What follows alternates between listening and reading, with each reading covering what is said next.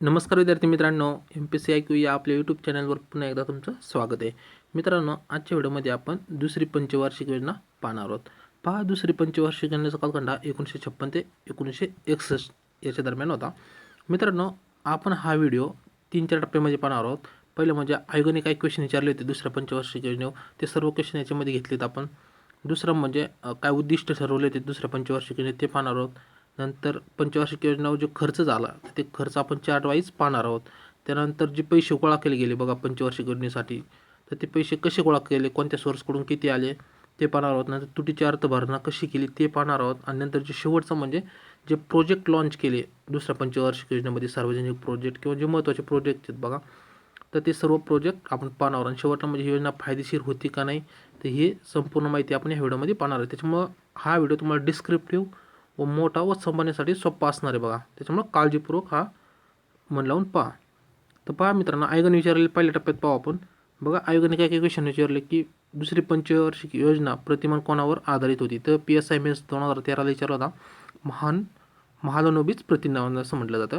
दुसरं बघा, महालनोबिस यांनी तयार केलेली व्यूहरचना खालील क्षेत्रावर भर करण्यात आला होता. जे महालनोबिस होते त्यांनी जे प्रतिमान केलं होतं ते कोणत्या दोन गोष्टीवर अवलंबून होतं. एक पहिलं म्हणजे मूलभूत उद्योग क्षेत्र आणि दुसरं म्हणजे लघु व कुटीर उद्योग याच्यावर अवलंबून होतं. त्यानंतर तिसरा क्वेश्चन विचारला होता आयोगाने असिस्टंट मेन्स 2013ला, दुसऱ्या पंचवार्षिक योजनेची अंमलबजावणी पूर्णतः होऊ शकली नाही, याचे काय कारण होतं. तर परकीय चलनाची तीव्र टंचाई, बघा तुटीची अर्थभरणा मोठ्या प्रमाणावर केली गेली होती, तर त्याच्यामुळं काय म्हणतो ना आपण, परकीय चलनाची तीव्र टंचाई जाणवली होती. कारण विविध मार्गांनी खर्च वाढला होता, तर ती दुसऱ्या पंचवार्षिक योजनेमध्ये त्याची अंमलबजावणी होऊ शकली नाही, याचं कारण येते. आपण ते पूर्ण डिटेलमध्ये पुढे पाहणार आहोत. नंतर चौथं बघा, दुसऱ्या पंचवार्षिक योजनेची मुख्य उद्दिष्टे काय होते. औद्योगिकीकरण हे महत्त्वाचं होतं. हा स्टेप पूर्व 2011 विचारल्यानंतर स्टेप प्री 2012ला क्वेश्चन विचारलं. दुसऱ्या पंचवार्षिक योजनेत डॅशला अग्रक्रम देण्यात आला. तर कशाला देतात, लोह पोलाद उद्योग आहे बघा, किंवा पोलाद उद्योग स्टील प्लांट म्हणतो आपण, त्याला भर देण्यात आला होता.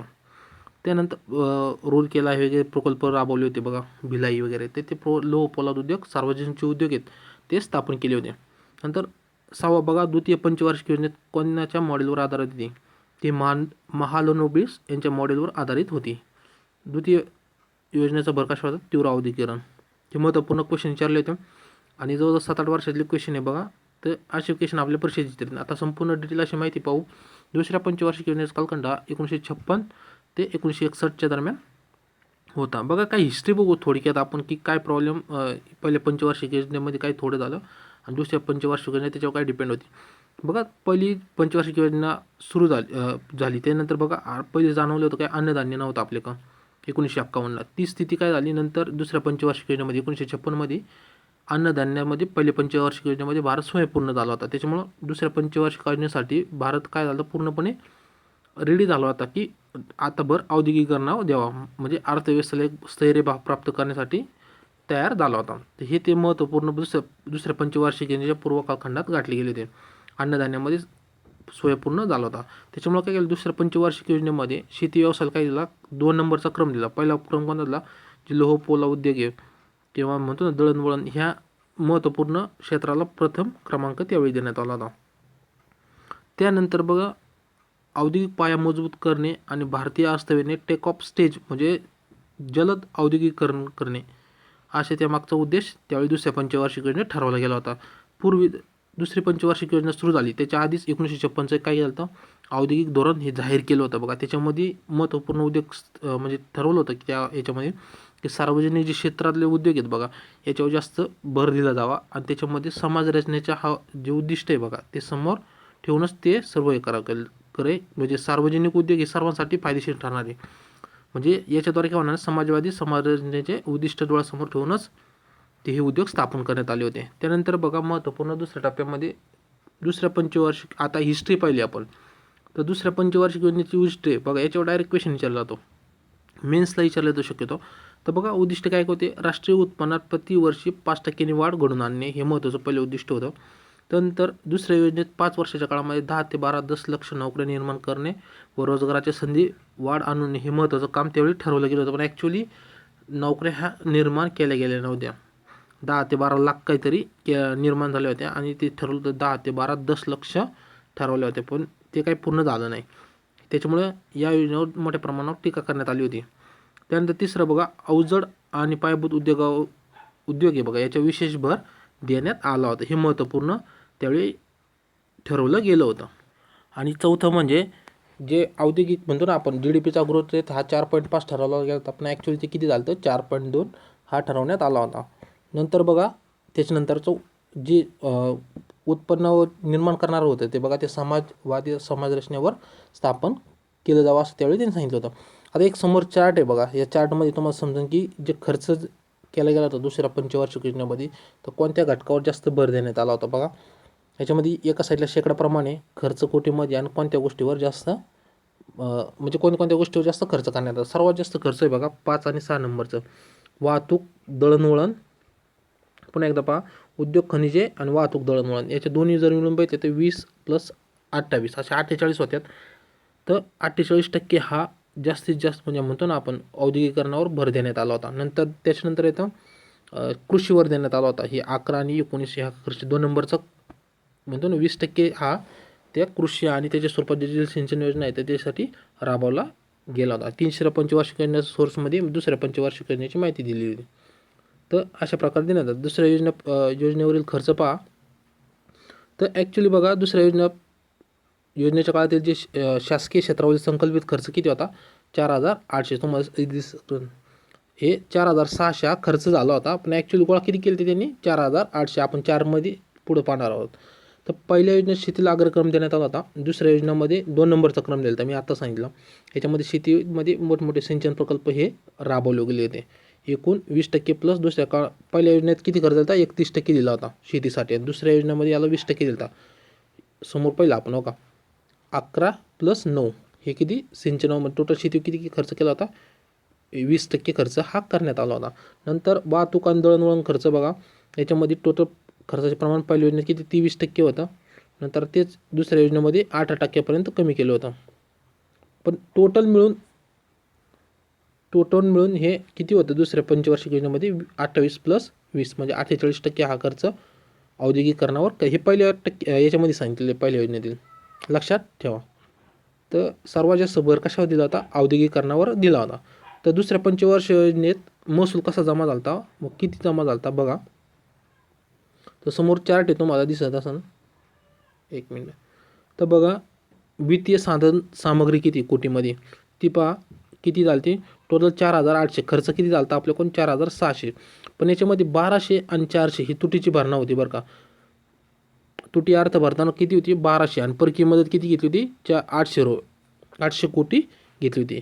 त्याच्यामुळे त्याच्यावर टीका केली जाते की जर ही तुटीची अर्थ भरणा नाही झाली त्याच्यामुळे काय होईल, भाववाढ मोठ्या प्रमाणावर होईल आणि ती देशासाठी घातक ठरेल, म्हणून त्यावेळी टीका करण्यात आली होती.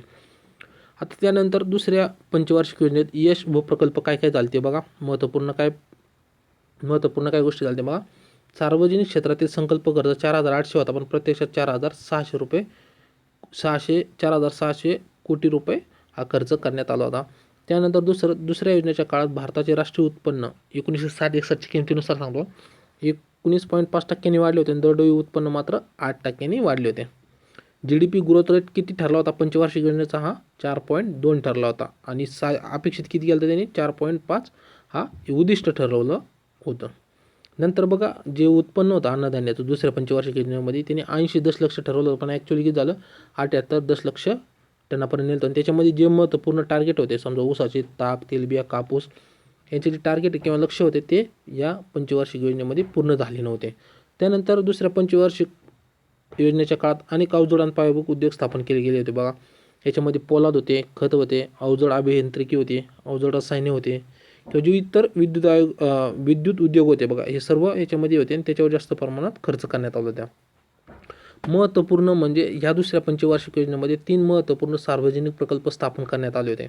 त्यामध्ये दुर्गापूर, भिलाई व रूरकेला हे महत्त्वपूर्ण प्रकल्प होते.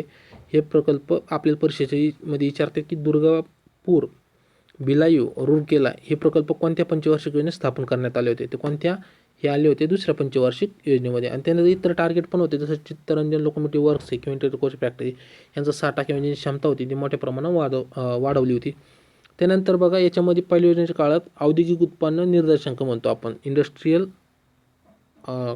जे निर्देशांक आहे बघा ते 139 होता, पण दुसऱ्या योजनेच्या काळात हा किती होता 194पर्यंत हा वाढला होता. हे आपल्याला विचारू शकतील पर्यायामध्ये येतील की पहिल्या योजनेच्या काळात जर औद्योगिक उत्पादन निर्देशांक हा 139 होता, आता दुसऱ्या योजनेच्या काळात हा किती होता, किंवा पर्यायामध्ये 194पर्यंत पण देतील. मग सेंटेन्स बरोबर आहे की नाही ते आपल्याला विचारतील, हे लक्षात असलं पाहिजे.